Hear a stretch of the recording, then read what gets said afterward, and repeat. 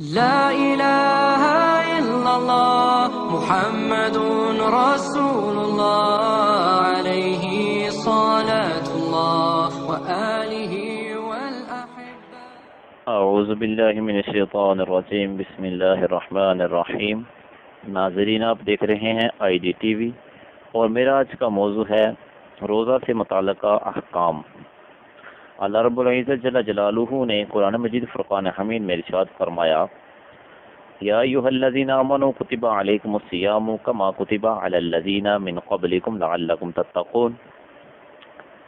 اے ایمان والو، تم پر روزہ فرض کیا گیا جیسا ان پر فرض ہوا تھا جو تم سے پہلے ہوئے، تاکہ تم گناہوں سے بچو۔ یہ روزے گنتی کے دن ہیں، پھر تم میں جو کوئی بیمار ہو یا سفر میں ہو وہ اور دنوں میں روزوں کی گنتی پوری کرے، اور جو طاقت نہیں رکھتے وہ فدیہ دیں، ایک مسکین کا کھانا۔ پھر جو زیادہ بلائی کرے تو یہ اس کے لیے بہتر ہے، اور روزہ رکھنا تمہارے لیے زیادہ بہتر ہے اگر تم جانتے ہو۔ ماہ رمضان وہ مہینہ ہے جس میں قرآن اتارا گیا، لوگوں کی ہدایت کو اور حق کو باطل میں جدائی بیان کرنے کے لیے۔ تو تم میں جو کوئی یہ مہینہ پائے تو اس کا روزہ رکھے، اور جو بیمار یا سفر میں ہو وہ دوسرے دنوں میں گنتی پوری کر لے۔ اللہ تمہارے ساتھ آسانی کا ارادہ کرتا ہے، سختی کا ارادہ نہیں فرماتا، اور تمہیں چاہیے کہ گنتی پوری کرو اور اللہ کی بڑائی بولو کہ اس نے تمہیں ہدایت کی، اور اس امید پر کہ اس کے شکر گزار ہو جاؤ۔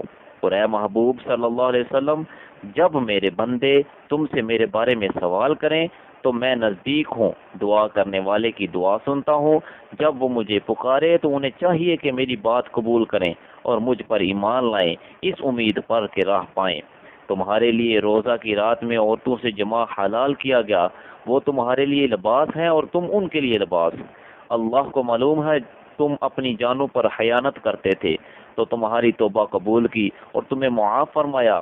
تو اب ان سے جمع کرو اور اسے چاہو جو اللہ تعالیٰ نے تمہارے لیے لکھا، اور کھاؤ اور پیو اس وقت تک کہ فجر کا سفید ڈورا سیاہ ڈورے سے ممتاز ہو جائے، پھر رات تک روزہ پورا کرو اور ان سے جمع نہ کرو اس حال میں کہ تم مسجدوں میں معتکف ہو۔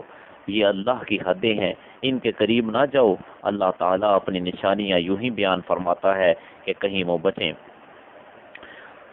تو اللہ رب العزت جل جلالہ نے قرآن مجید میں ارشاد فرمایا، اور رمضان المبارک کے بارے میں احادیث مبارکہ میں آیا ہے کہ روزہ بہت عمدہ عبادت ہے۔ اس کی فضیلت میں بہت سی حدیثیں آئیں، ان میں سے بعض ذکر کی جاتی ہیں۔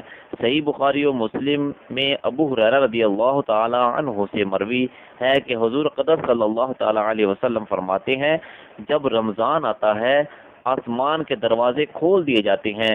ایک روایت میں ہے کہ رحمت کے دروازے کھول دیے جاتے ہیں اور جہنم کے دروازے بند کر دیے جاتے ہیں، اور شیاطین زنجیروں میں جگڑ دیے جاتے ہیں۔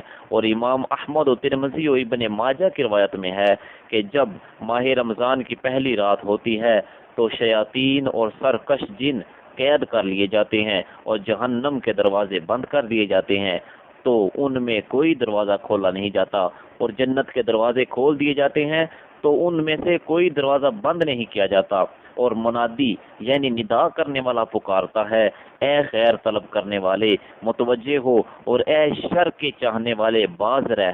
اور کچھ لوگ جہنم سے آزاد ہوتے ہیں، اور یہ ہر رات میں ہوتا ہے۔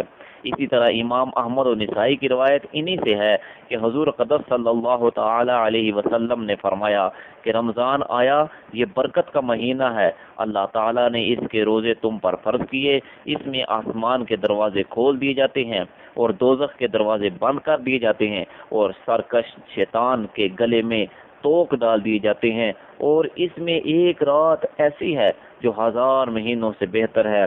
جو اس کی بلائی سے محروم رہا وہ بے شک محروم ہے۔ ابن ماجہ حضرت انس رضی اللہ تعالی عنہ سے روایت کرتے ہیں، وہ کہتے ہیں کہ رمضان آیا، حضور اقدس صلی اللہ علیہ وسلم نے فرمایا، یہ مہینہ آیا، اس میں ایک رات 1000 مہینوں سے بہتر ہے۔ جو اس سے محروم رہا وہ ہر چیز سے محروم رہا، اور اس کی خیر سے وہی محروم ہوگا جو پورا محروم ہے۔ اسی طرح بہقی میں ابن عباس رضی اللہ تعالیٰ عنہ سے راوی کہتے ہیں کہ جب رمضان کا مہینہ آتا تو رسول اللہ صلی اللہ علیہ وسلم سب قیدیوں کو رہا فرما دیتے، اور ہر سائل کو عطا فرماتے۔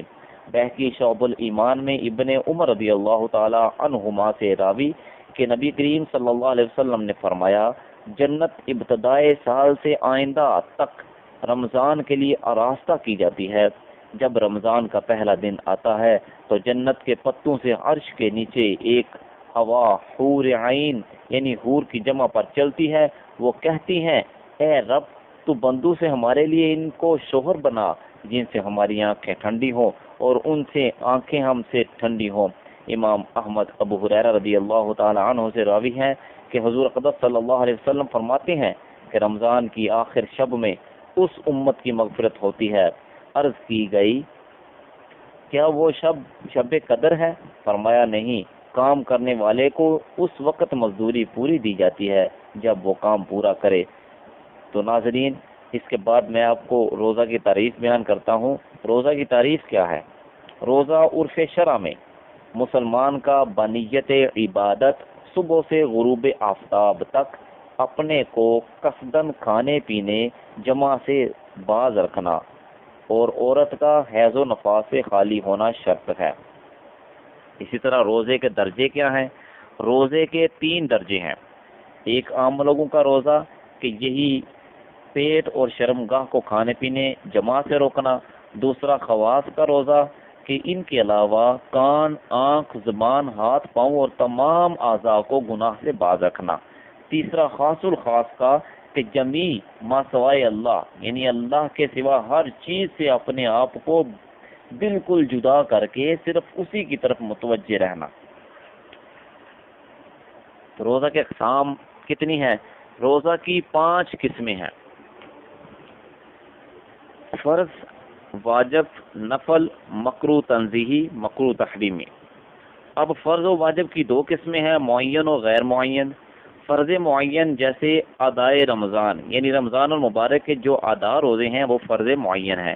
اسی طرح فرض غیر معین جیسے قضائے رمضان اور روزہ کفارہ یعنی جو رمضان شریف میں روزے رہ گئے ہیں ان کی قضا، اور جو کفارے کا روزہ ہے وہ بھی فرض غیر معین ہے۔ اور اب ہے جی واجب معین جیسے نظر معین یعنی ایسی نظر جس کو آپ نے نظر مانی ہو کہ میں فلاں کام کروں گا، روزہ رکھوں گا، اور وہ واجب معین کہلائے گا۔ اور واجب غیر معین جیسے نظر مطلق یعنی کہ مطلق نظر مانی ہو وہ واجب غیر معین کہلاتا ہے۔ نفل بھی 2 قسم کے ہیں، نفل مسنون اور نفل مستحب۔